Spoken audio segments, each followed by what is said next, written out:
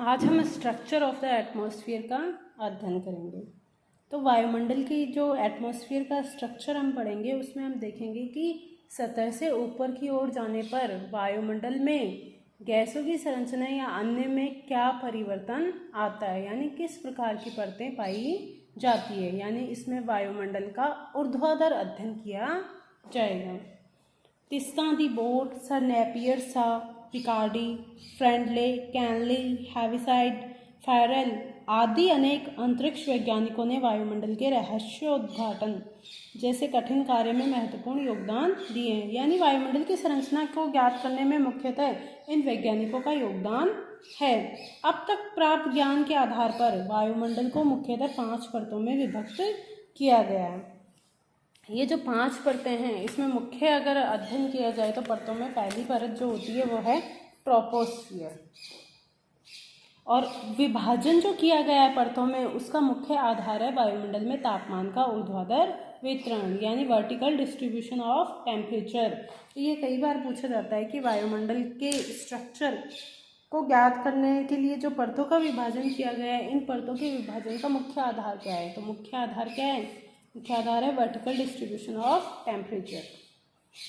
हम देखते हैं कि जब सतह से ऊपर की ओर जाते हैं तो क्या होता है, टेम्परेचर जो होता है वो कम होता है। तो कम कैसे होता है? 6.5 डिग्री सेंटीग्रेड प्रति किलोमीटर की दर से, अर्थात पृथ्वी की सतह से ऊपर की ओर जाने पर तापमान 6.5 डिग्री सेंटीग्रेड प्रति किलोमीटर की दर से कम होता है। इसे ही नॉर्मल लैप्स रेट के नाम से जाना जाता है। ये नॉर्मल लैप्स रेट मुख्यतः क्षोभमंडल तक सीमित होती है, उसके बाद जो होगा तापमान उसमें परिवर्तन आता जाता है। तो इसी तापमान के परिवर्तन के आधार पर वायुमंडल का ऊर्ध्वाधर वर्गीकरण किया गया है। तो अगर फर्स्ट परत की बात की जाए तो फर्स्ट में है ट्रोपोस्फियर, सेकंड जो है स्ट्रेटोस्फियर, थर्ड जो है वो है मीजोस्फियर, फोर्थ जो है वो है आइनोस्फियर, और फिफ्थ की अगर बात की जाए तो वो है एक्सोस्फियर।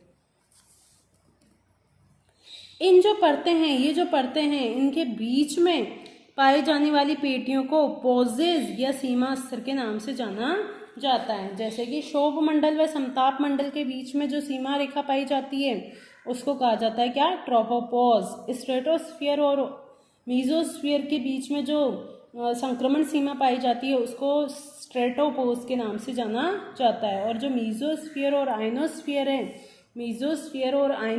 है उनके बीच में जो संक्रमण स्तर पाया जाता है उसको मीजोपोज के नाम से जाना जाता है। तो इस प्रकार प्रत्येक परत के अंतिम स्तर यानी 2 परतों के मध्य सीमा स्तर पाए जाते हैं जिनको अलग अलग नामों से जाना जाता है। तो सबसे पहले हम पहली परत जिसको ट्रोपोस्फियर कहते हैं, ट्रोपोस्फियर का अध्ययन करेंगे। तो जो ट्रोपोस्फियर है वह वायुमंडल की सबसे निचली और सघन परत है, यानी सतह के, अगर पृथ्वी की सतह की बात की जाए तो पृथ्वी की सतह के सबसे निकट की जो वायुमंडलीय परत है उसको ट्रोपोस्फियर के नाम से जाना जाता है। इसमें क्या होगा, जो गैसों का घनत्व होगा, गैसेस का जो डेंसिटी होगी वो क्या होगी, सर्वाधिक होगी। वायुमंडल के कुल भार का 75% इसी परत में पाया जाता है। इस परत की ऊंचाई धरातल से 14 किलोमीटर औसत ऊंचाई मानी जाती है, लेकिन ये सर्वत्र समान नहीं होती। अगर हम बात करें, मान लो पृथ्वी की ये पोल है, ये पोल वाला क्षेत्र है और ये इक्वेटर वाला क्षेत्र है। तो अगर बात की जाए ट्रोपोस्फियर की तो ट्रोपोस्फियर की ऊंचाई पोल पर सिर्फ 8 किलोमीटर होती है और भूमध्य रेखा पर ये कई बार 18 किलोमीटर तक भी ऊंची हो जाती है।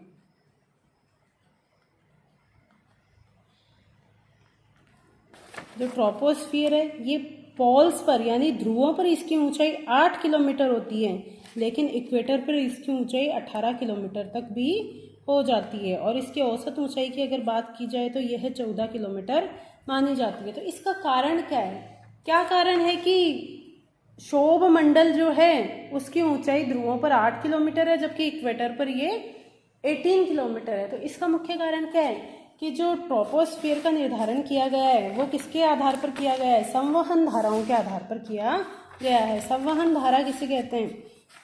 कि वायु की जो ऊर्ध्वाधर चलने वाली पवन तरंगे होती हैं, इनको संवहन धाराओं के नाम से जाना जाता है। ये क्या होता है? जैसे कि वायु गर्म होती है, गर्म होकर क्या होती है? गर्म होकर हल्की होती है, हल्की होकर ऊपर उड़ती है।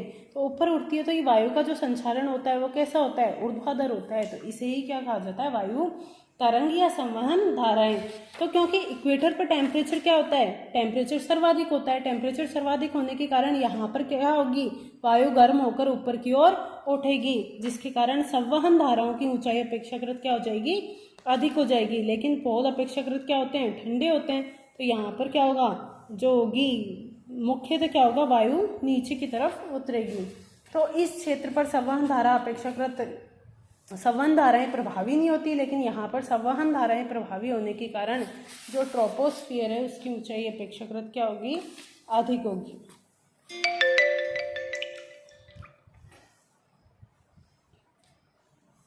भूमध्य रेखा पर इस परत की ऊंचाई 18 किलोमीटर, जबकि ध्रुवों पर इसकी ऊंचाई 8 से 10 किलोमीटर होती है। वायुमंडल की ये सबसे महत्वपूर्ण परत है।